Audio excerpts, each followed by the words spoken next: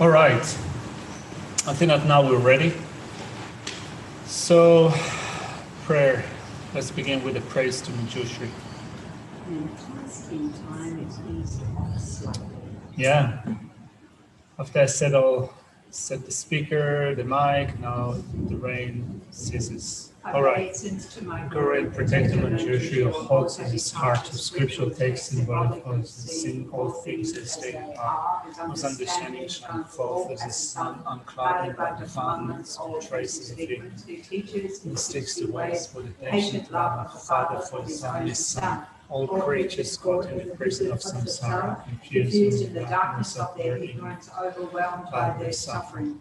You, whose dragon thunder proclamation of the Dharma rises from the stupor of our delusions and frees us from the iron chains of our karma, whose powerful sword of wisdom spews out suffering wherever its sprouts appear, clearing away the darkness of all their ignorance. The treachery of Manjushri brings the bodies and dawn with the 112 months of the Buddha, who has completed the 10 stages, achieving the highest perfection of Bodhisattva, who has been pure from the beginning. O loving one, with the brilliance of your wisdom, illuminate the darkness and close in my mind. Intelligence and wisdom so that I gain insight into the Buddha's words and the texts that explain them. Oh, sorry. I go for refuge until I'm enlightened to the Buddha, the Dharma, and the highest ascended. By the accumulations I gathered from listening to the teachings made, to be able to benefit all sentient beings. I go for refuge until I'm enlightened to the Buddha, the Dharma, and the highest ascended. From the accumulations that I collect by listening to the teachings made, and the state of the Buddha to be able to benefit all sentient beings. I go for refuge until I'm enlightened to the Buddha, the Dharma, and the highest ascended. And the accumulations that I collect by listening to the teachings might become a Buddha, in order to benefit all sentient beings.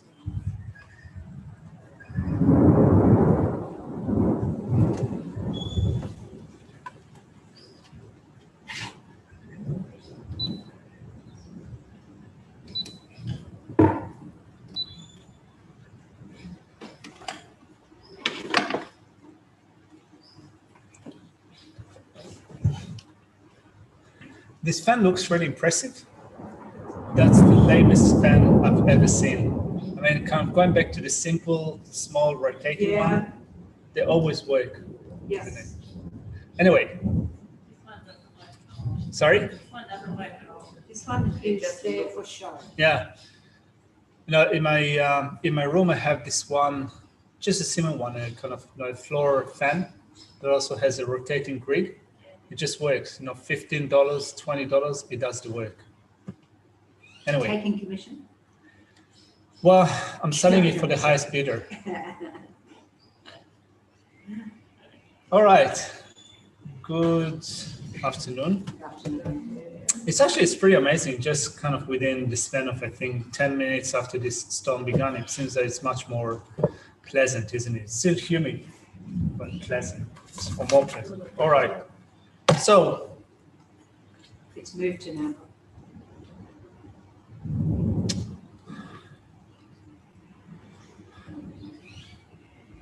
What I wanted to do today is to start with one secondary offense, or at least an explanation of secondary offense. And then we will move on to reviewing some of the things that we've said, that we've discussed today. So I think that in the previous week, we looked at the 38th secondary offense, that the one that says not using reason to instruct the negligent, right? So if we're angry or we're lazy, being lazy, we couldn't care about others, or we couldn't care less. We don't want to get ourselves into a hotspot, and we do not use whatever faultless reasoning is appropriate to properly instruct a sentient being engaged in an improper pursuit of aims focused on this and future lives. It is a secondary offense of not using reason to instruct the negligent. So I think that we spoke about it, right? It just occurred to me that we have here people, at least in our community, we have people that are like-minded people. So you might point out something to them that is based on the Dharma. but often we also communicate with our family members, friends, and so forth who are not necessarily Buddhist, so instructing them in a Buddhist way or correcting the way, so to speak, in a way that accords with Buddhist ethics will not always work if we take a direct approach.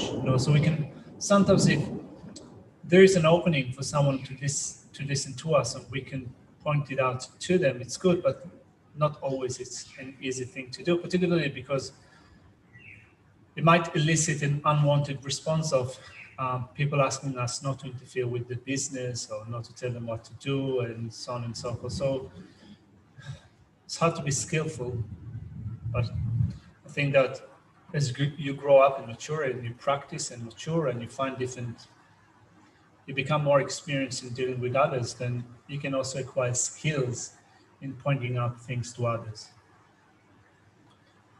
So that's what we have spoken of before.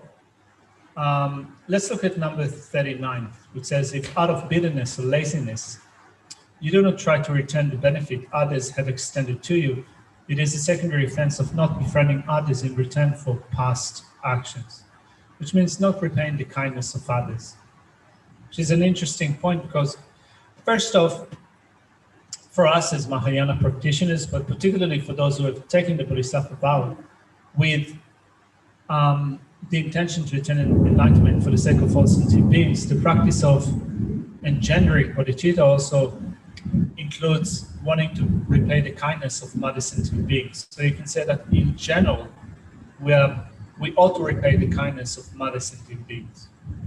But still, in a more immediate way, would also benefited us or have benefited us or benefiting us now in this life. If we, out of laziness or bitterness, we don't do anything to repay the kindness, it is a secondary offense. So it seems that when you think about it just on the surface, it seems that to repay the kindness would be to interact with them directly and to do an action that would be directly repaying the kindness. And then not always it is possible, not always it's easy, not always it's comfortable, not always you're in a position to do that. So there are many ways of repaying the kindness of others. First of all, if you have an ability to help someone when they're in need, that's good. Of course, thanking them if they've helped you, that's excellent. That's being well-mannered. If there's something that you can do for them at a particular point, that's good. But also when you do your spiritual practice, particularly if you base your practice on the four immeasurables and bodhicitta, and you maintain a consistent meditation practice, you can say that that's also repaying the kindness. And I'm saying that particularly when I think of the community that we have here. So we have here monastics, but we also have people that are non-monastics. But at least I think that from a monastic point of view, when you when you study, when you reflect, when you meditate, you're helping or you're repaying the kindness of those that help you, that have helped you.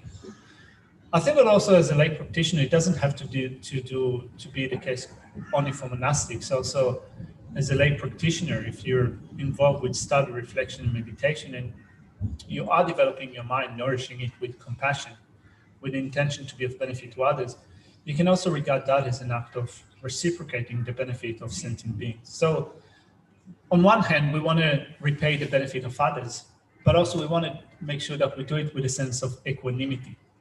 Because often, it might imply that when you repay the kindness of a particular individual that has helped you, and then you help them in return, then you form a relationship that could be involved with attachment. If you're helping that person or you're reciprocating the kindness of the person because they're close to your heart. Whereas if they're not that close to your heart, you might invest less energy in doing that or not invest much at all. So it's good to repay the kindness of others and to do it with a practice, and particularly when a practice is based on equanimity that seeks to reciprocate the kindness of others in an equal way. I guess, in the context of what we're talking about here in Bodhisattva's way of life, if you look at the, especially those who are not so dear to you, this might be the only opportunity that you get to do something directly, whereas with those close to you, you get lots of opportunities. So that's a way to frame it. Mm-hmm. So I will repeat what Chuki has just said. She said that particularly here, when we think about it in terms of Shantidev's guide to Bodhisattva way of life, not always we find opportunities to repay the kindness and benefits of those who are not that dear to your heart. So you can use those opportunities to, I guess, make a deliberate effort to do so, but particularly when you practice what is stated here in Shantideva's text. I think that that's correct, and also at the same token, you can say that there are those that are dear to our heart, but we don't always think of repaying the kindness. Like, for example, repaying the kindness of our parents, which is an interesting thing, I think, in our culture. Whenever I go home and I meet up with my siblings, with my sister and so forth, my sister tends to dwell on the shortcomings of my parents, the things that they've done wrong. Whereas, you can also always recognize what they have done right. It's not always easy, but the thing is that sometimes what is so close to our heart, what is so close to us, is something that we become completely blinded to. So, as Chuki said, we can make a deliberate effort to repay the kindness of those that we are not that close to our heart, but also we can think just as well of the kindness of those who are close to our heart, very close, and normally we ignore that because we take that for granted. I don't quite understand what Chuki's talking about. So we're talking about like random acts of kindness, just being generally kind. Is that what you mean? It depends on the context of the situation, Somebody who's done, I was looking at it in terms of someone who's done harm, a harm doer, that you may not normally interact with because they're a harm doer. And it was in the context of putting in effort into that repayment of kindness. To the harm doer? Yes. Yes. Putting effort into being kind to them. Because you might only have that one opportunity to do something directly. Yeah, I'm just trying to understand what you're saying. That's what I said. I'm still not. No, I'm saying it loud because they're running. Oh, well, if it's not good. No, it's good. It's good. I'll just repeat the conversation to the people at home. So, Dechen asked Chuki to clarify her point. In what way do we find those opportunities to repay the kindness of those who are not that clear to our hearts? So Chuki said that, for example, a harm doer. So when someone is harming you, they're giving you an opportunity for practicing patience and so forth. So in that sense, you can do something in order to repay the kindness. But I think that also, there are people that, I guess, there are people, for example, that, there might be someone that is your benefactor, sponsor, someone that is helping you regularly in one way or another. It's not that they have to be a benefactor or a sponsor, but they can help you regularly in a particular area. And then there is someone that helps you every so often, or every once in a while. Not every so often, every once in a while, or seldom. So we might be more inclined to repay the kindness of someone that helps us regularly because they become closer to our heart, and be less grateful for those who do it seldom or only every once in a while. So I think that doing it with a sense of equanimity is trying to have an equal attitude to all of those who help us and not ignore those who do it every once in a while, or that you find that their benefit or their help is not as useful as the help of someone else.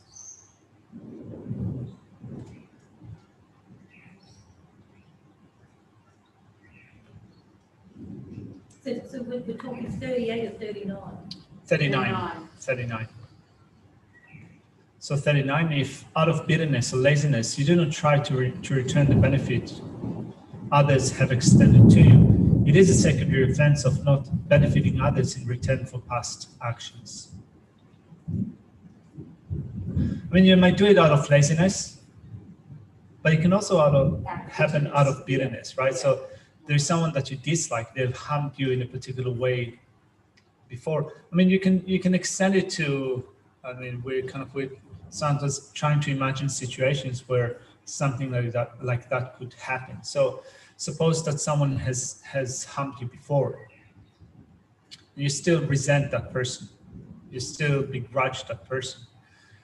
They might help you in one way, try to reach out and help you in one way, but you're still holding on to that resentment, disliking that person, and therefore you don't go out of your way to repay the kindness of that person. So you can say that in that situation, there are probably a few secondary offenses that come together. One of them is not repaying the kindness because of bitterness.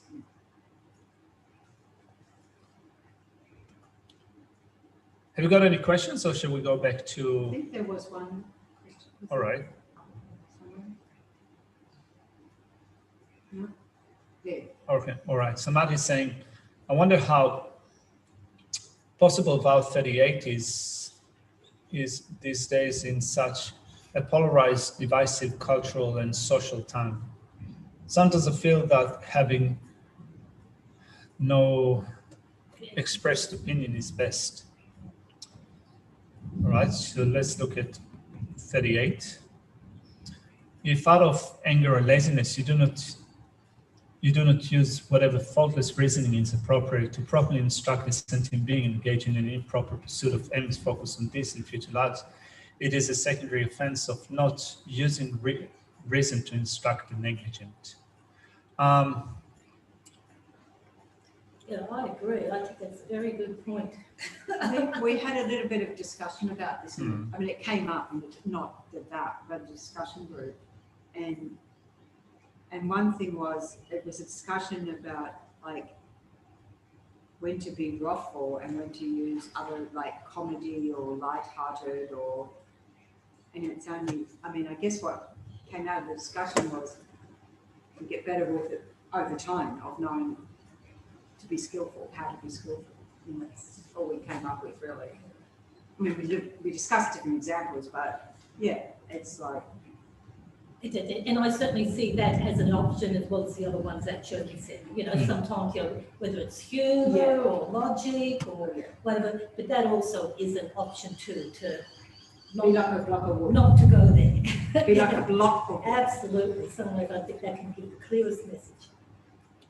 I think that's something that happens also as in this point in time where we have as Matt said, polarized, divisive cultural and social time, is that we are, in some sense, a conversation or the manner of conversation is dictated by social media and what's happening now on the news and so forth on the internet. So in that sense, if you participate in a conversation, or you don't have to be an active participant, but you're looking at a certain engagement with two people, and since that the conversation narrative dictates that you speak really briefly, abruptly, point out one thing or another kind of on a really superficial level, and often conversations or interactions do not lend themselves to becoming an in-depth conversation, if you know what I mean. Especially if there's a time lag. Yeah, especially if there's a time lag. Yeah, particularly when you look at interviews now, done in some media outlets and so forth. It seems that the medium itself does not lend itself to having an in-depth, reasoned approach to certain ways of thinking. So sometimes when I look at those discussions, I think that if I had to participate in that, I would sometimes rather not to express myself, because it seems that doesn't really lend itself to expressing what you really think. Kind of, you have to capture someone's attention with a sense of divisiveness. Well, and I think you're also not sure, particularly on social media, where you don't get into the body cues or you're not even know the person. I mean, we all come from our own place, our own background, and you've got no idea what anybody else's background is. I think social media is one thing, but I think that also in the way that therefore people converse with each other, also it seems that there's somewhat a tendency to have, I think, less in-depth conversation. At least this is what I kind of experience with friends back home or other people, that kind of there is less and less time, mental space, and maybe also physical space to go in depth. I was just thinking exactly, it's not about, this was a little bit maybe off topic, but yesterday when I went shopping, and because we've got this whole new culture now of people doing the COVID shuffle, so, you feel like you're too close, and so you move away, or the other person moves away. And if we didn't have the context for that, it could look rude. It could look like, oh, what are you doing that for? But it's everyone being like careful. So we've had to learn new interactions, and they do isolate you around from others. Olaf is saying, aren't these vows meant for practicing Buddhists? They are, but also I think that as practicing Buddhists, I think that sometimes, if you want to be useful in terms of sometimes pointing out, particularly in relation to this auxiliary secondary offense, number 38, which says that if you see something that happening, if there's someone involved in pointless behavior in terms of this life or future lifetimes, if you don't point it out to them because you're lazy or because of anger or bitterness or what have you, that's a secondary offense. So not always it's easy to point it out, because I think that, as Matt said, it is kind of very divisive, polarized culture, and I added to that kind of you have always to keep your message sometimes short. And it doesn't say because you don't know what to say or do, it says out of laziness or bitterness. So, yeah, that's why becoming skillful is important.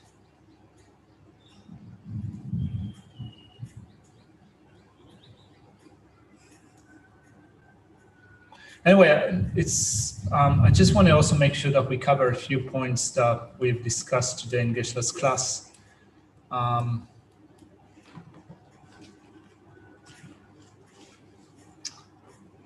So we're looking at point 2. It is unreasonable to be furious with that which hinders merit, which is the second point in the section that explains how it is unreasonable to be impatient with that which hinders the benefit directed to you, towards you, or your interest. So we have looked at how it is unreasonable to become angry when someone is messing up with your reputation, fame, praise, or worldly concerns, right? So we get upset if someone interrupts our worldly concerns. We've spoken about it last week. Then we started to look at point 2 that says it is unreasonable to be furious with that which hinders merit or your practice in general. So we looked at how it is unreasonable to be furious because your merit has been hindered. That when you think about it, it's actually not a hindrance to your merit, because if you practice patience, you accumulate a massive amount of merit. And we start to look at point C, which teaches how to reflect on it as an object one ought to have respect for. So not only you don't see that as obstructing your merit or your practice, but you think that because they contribute to my practice of patience, I have to respect that person. So we have looked at point A that says that the benefits for you are great, as it says that kind of you have a special field, right? So it gives you an opportunity for practicing patience, which is not easy to come by. Or you can say that at this point in time, actually, there are quite a few people that annoy you. So maybe it's easy to come by, but you still need to take joy in doing that. And it is also reasonable to adopt the attitude that the person, the harmdoer, the one that annoys you, is not harming you, but the person is helping you. So Graham is saying, isn't it unreasonable to be furious in any situation? That's correct.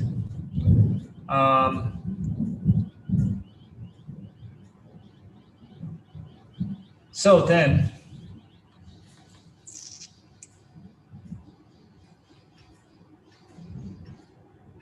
So the benefit for oneself are great.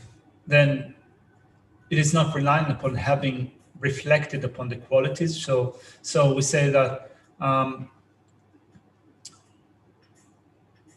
we respect a harm doer because they give us the opportunity to practice patience and thereby accruing such a great accumulation of merit and virtue. And even if this person that is harming us doesn't have the intention to do so, they're not thinking that I will help you to create merit. Even if they don't think about it like that, we still respect them because through that they give us the opportunity to practice patience. And even if what they do is harmful to us, either it is harmful to a practice. So you could say that they mingle with the conditions for our practice, or they don't give us the headspace that we need for our practice, or what have you. They could interfere with your merit in different ways. Even if they do that, it doesn't mean that they do not benefit you in terms of giving you the opportunity to practice patience.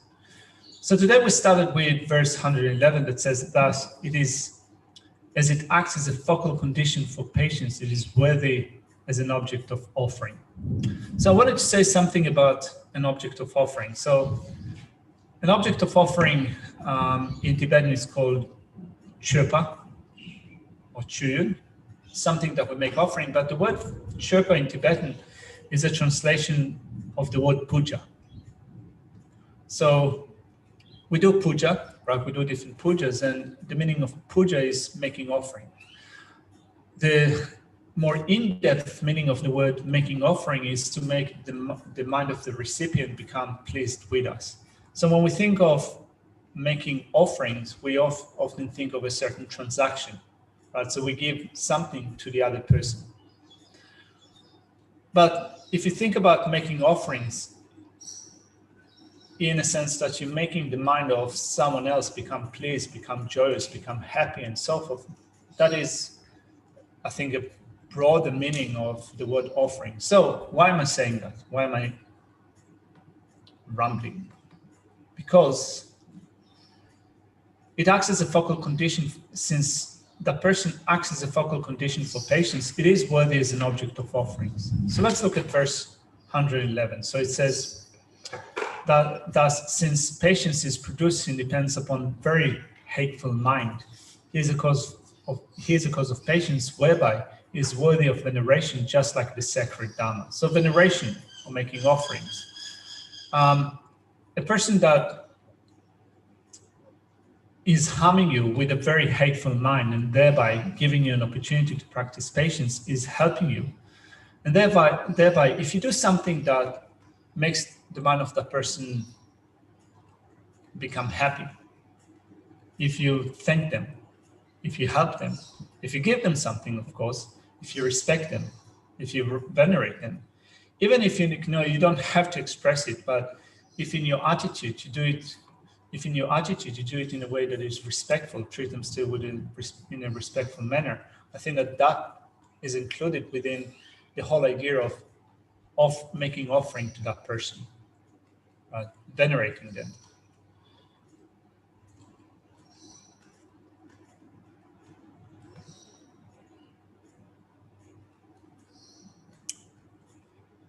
All right, and then we go to verse 112 that comes under the heading of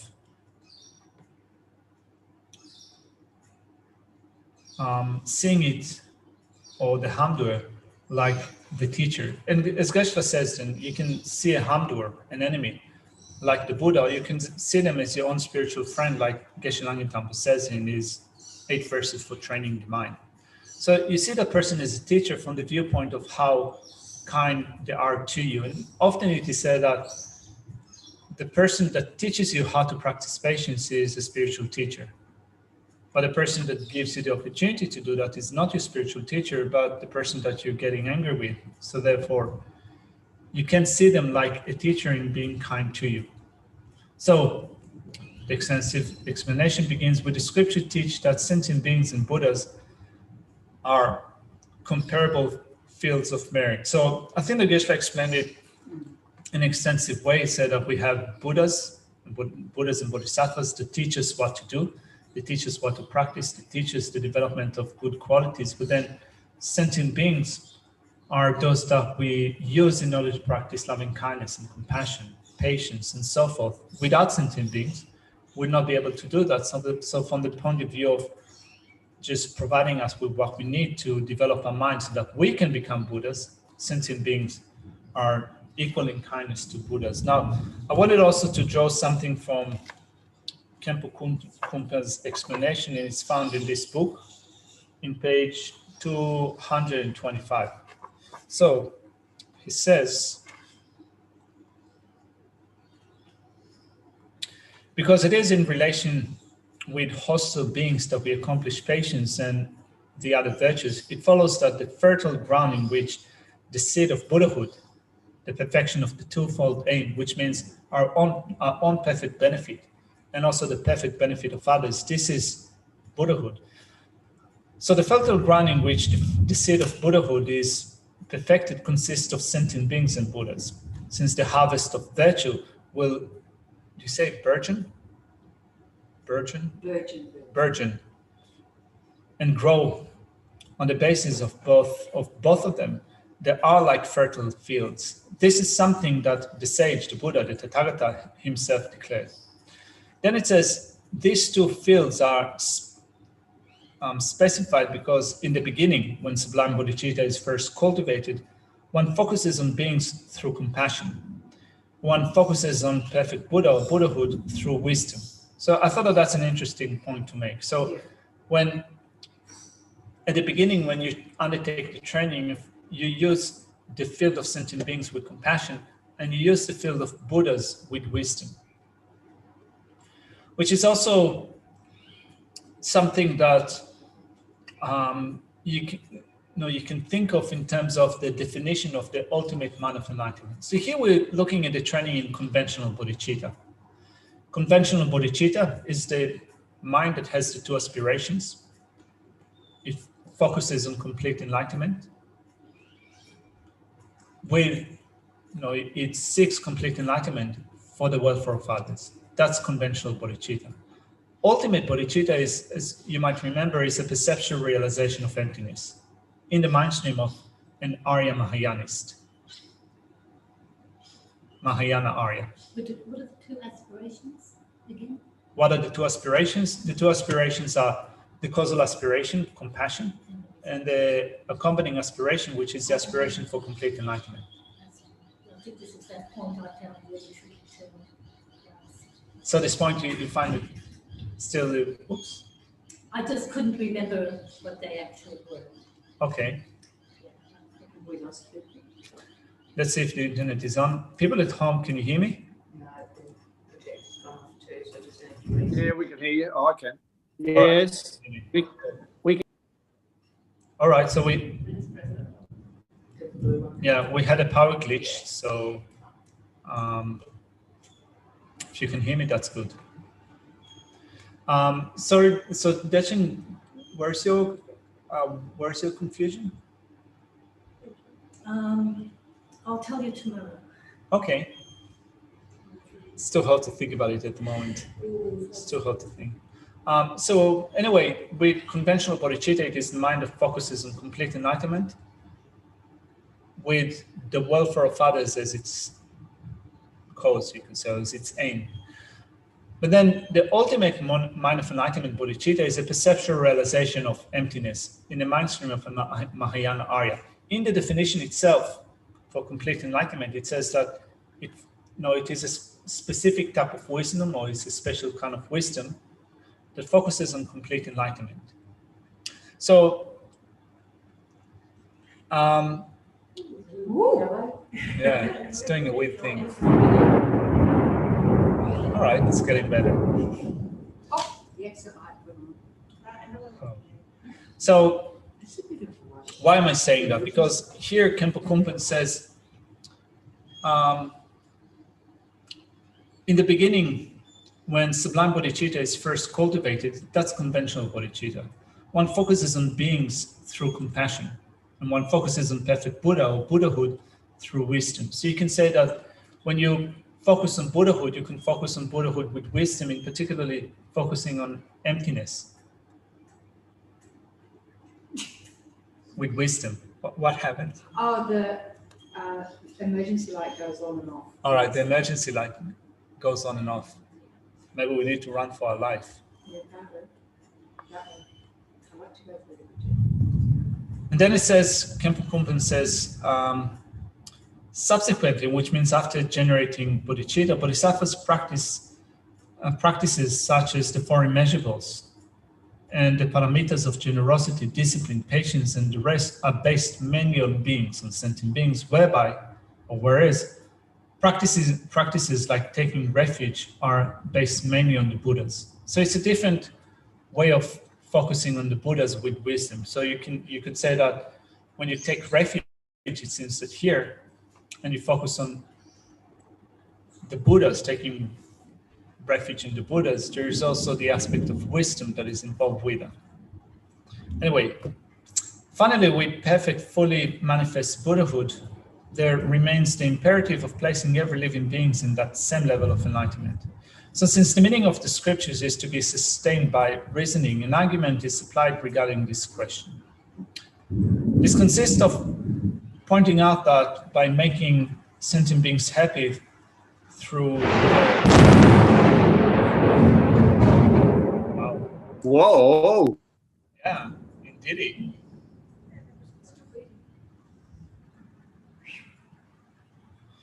Sounds exciting up there. It is actually, it's pretty dramatic. Going in winter and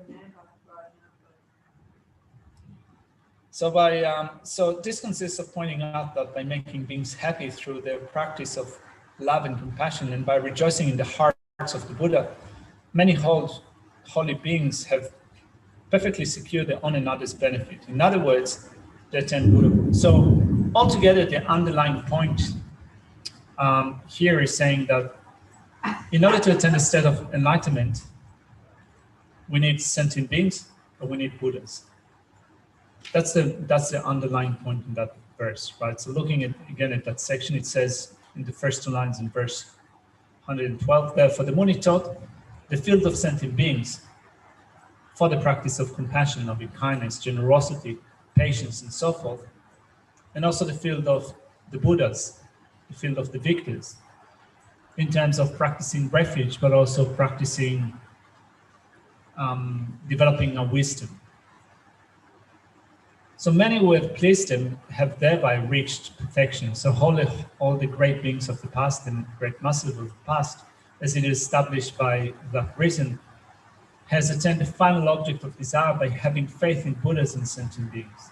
Now, the word for faith in Tibetan Heba includes that notion of seeing the good qualities of the object of your faith. So when you see the good qualities of something, you can thereby have faith in that object. So you can see the good qualities of sentient beings in general. It's harder to see the good qualities of a handler, isn't it? Much harder. So You've got to look longer. You've got to look longer. yeah, you have to look longer and you have to look deeper. You have to look deeper, you have to look at things that are hidden to you. Or rather they are hidden to you, some things that you don't want to look at, you prefer not to look at because you have the sense of resentment because they're wronged you in one way or another.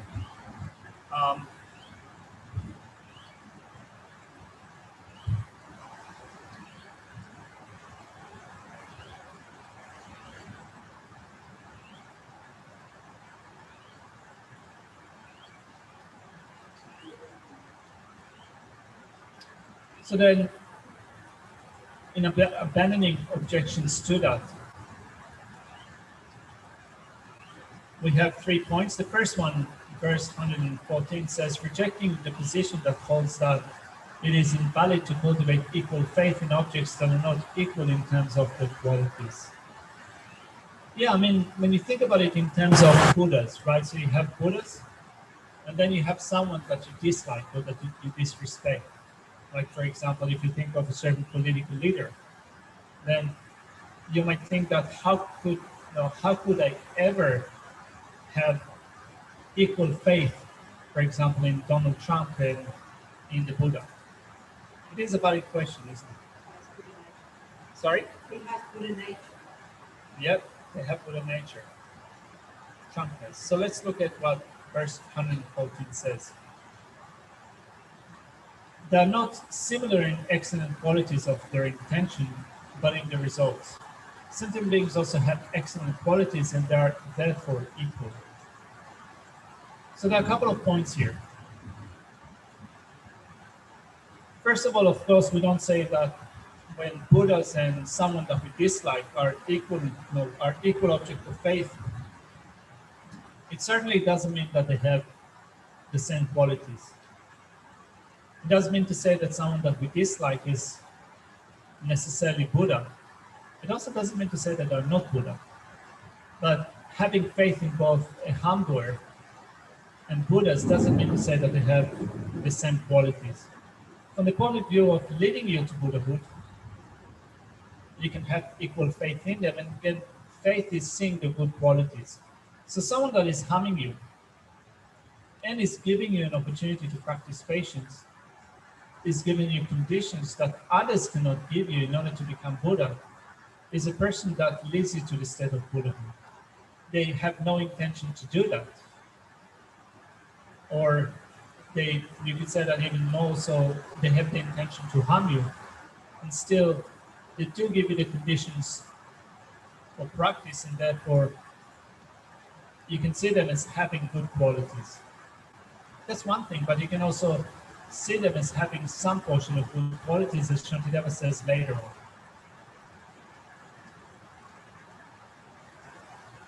In verse 115, that comes under the heading of the greatness of faith in both, it is reasonable to cultivate equal faith on the basis that there are comparable terms in terms of their abilities to act as causes for Buddhahood. It seems that both commentaries speak about it in a very general way. So I wanted to point out that the discussion is very general, but when you look at it more in depth, then you need to find ways to make it work for you. So, any offering to those with a mind of love are the very greatness of sentient beings. Any merit of having faith in the Buddhas is again the greatness of the Buddha. It says in the commentary, the offering to those endowed with a mind of love for all sentient beings, which is thought to be infinite merit, are the very greatness of the sentient beings that are the object of that love. Now, in the other commentary of Khenpo Kumpe's commentary, it is said that there are those that have cultivated immeasurable love, and they have attained the fourth absorption. So we're speaking about high-level practitioners. They are sentient beings. If you venerate those sentient beings, if you respect those sentient beings, if you make offerings to those sentient beings, you accrue a huge amount of merit. Similarly, the verse says that if you also venerate Buddhas, you accumulate merit in relation to the Buddhas. And any merit having faith in the Buddhas is again a greatness of the Buddhas.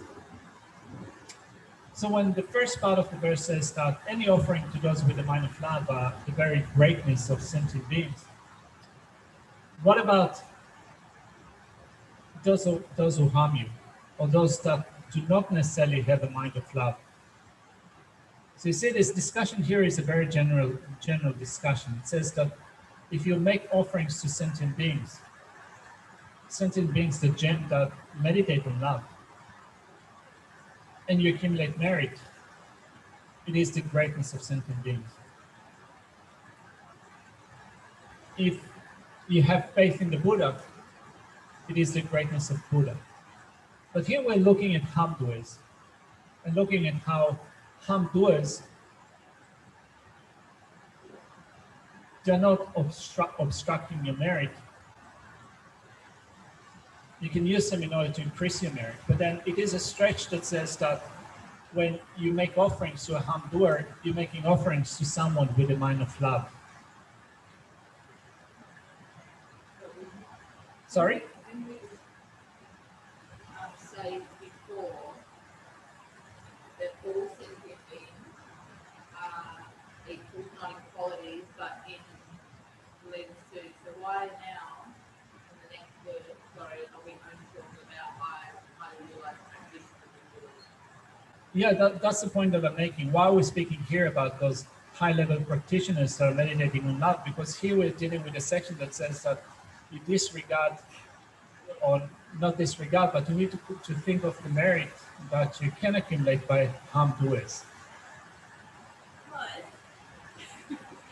Bodhisattvas rely on sentient beings, even monsters, to develop that compassion. Bodhisattvas, sorry, becoming giving. Rely on sentient beings, even harm doers, to develop that compassion. All right, so you say that Bodhisattvas rely upon sentient beings, even those who harm you, in order to develop compassion. So that's why we're making offerings to the sentient beings. So since Bodhisattvas rely on sentient beings, even harm doers, to develop compassion, this is the greatness of sentient beings, and this is why we make offerings to sentient beings. Yeah, that's one way of explaining that. That's how I interpret it. Yeah, this is how you interpret it in the commentary. Yeah, That's I it. think something like Buddhists rely on, like becoming a Buddha, is on reliance on sentient beings. So Buddhists rely on Bodhisattvas, rely on sentient beings.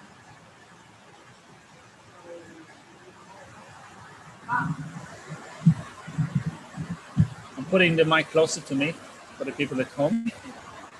So Buddhas rely on bodhisattvas to become Buddhas. Bodhisattvas focus on sentient beings. They rely upon sentient beings to cultivate bodhicitta. They also rely upon harm doers to develop bodhicitta, and therefore this is the kindness of sentient being. So this is your reading of the commentary. That's good. Maybe I missed that in the commentary, so I'm just going to look it at. So the offering to those endowed with the mind of love for all sentient beings, which is taught to be infinite merit, are the very greatness of sentient beings that are the object of that love. Okay. They show us how to relate to sentient beings. Without sentient beings, Bodhisattvas wouldn't have been able to develop that, Yeah. which is infinite merit in order to interact. Okay. Because of that, we can venerate sentient beings. Otherwise, the Bodhisattvas would be All right. So without sentient beings that are harm doers, Bodhisattva would not have been able to develop infinite love. So we regard bodhisattvas as objects of infinite merit. We make offering to those bodhisattvas of infinite merit, but we would not be able to venerate them to that degree had they not had harmful sentient beings that they would have practiced with in order to become those of great love. That's a very nice summary.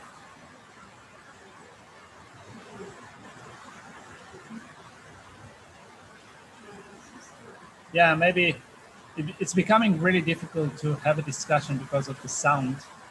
Should we leave it here for now? All right, let's leave it here for now.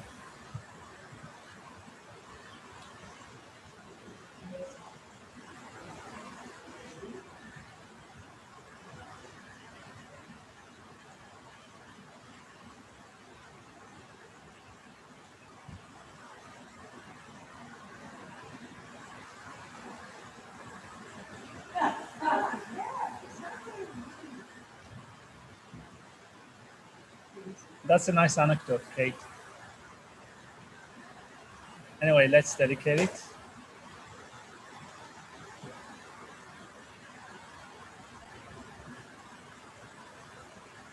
Due to this virtue, may I quickly become a Guru Buddha and lead all transmigratory beings without exception to that state. May the precious Supreme Bodhicitta not yet born arise. May that the reason not decline, but increase more and more. In this land encircled by snowy mountains, you are the source of all happiness and good. All powerful from residence in Gyatso, please remain until samsara ends. You are Bodhisattva's more way, who serves in the bountiful bearer of all, sustaining, preserving, and spreading our Janath victorious doctrine, who masterfully accomplishes magnificent prayers honoring the three jewels. Protect of myself and others, your disciples, please live long. Wow. Whoa!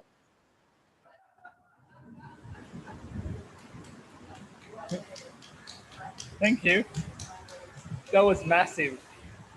Oh, you brought the wrath of someone onto us. It's like, please live long, and this guy totally agree with me. Now I'm glad I'm down in Sydney. All right, thank you very much, people. See you tomorrow. Yep. Thanks, Carson. Bye.